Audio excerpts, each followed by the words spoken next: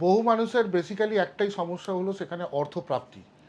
বিভিন্ন জায়গায় তার অর্থ আটকে গেছে, কিংবা পাচ্ছে না, কিংবা অর্থ আসছে না, কিংবা যা রোজগার করছে তার থেকে বেশি খরচা। আজকের একটা টোটকা বলবো, সেই টোটকাটা বাড়িতে পারলে করবেন। একটা লাল কাপড় নেবেন, তার মধ্যে 8টা লবঙ্গ দেবেন, হরিতুকি দেবেন একটা, 3টে দেবেন কড়ি দেবেন, সুপারি দেবেন একটা, একটু ধান দেবেন।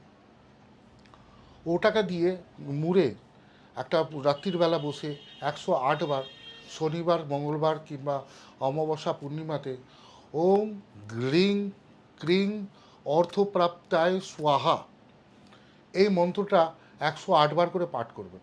পাঠ করার পরে আপনি যদি কোনো কাজে যান সেই ব্যাগে রাখবেন, না হলে যদি ব্যবসা করেন সেই ইয়েতে রাখবেন, ড্রয়ারে রাখবেন। রেখে দেখুন, 3 মাস পর আপনি বুঝতে পারবেন যে আপনার অর্থপ্রাপ্তি বেশ ভালোভাবেই হচ্ছে। নমস্কার, ভালো থাকবেন।